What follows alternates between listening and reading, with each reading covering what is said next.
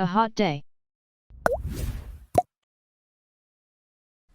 It was a hot day. The sun was shining brightly. There were no clouds in the sky. He walked along the street. He was going home. He was hot and tired. He could not wait to get home. He was almost there. It was nearly 100 degrees. There was not another soul in sight. Everybody was at home. His car was not working.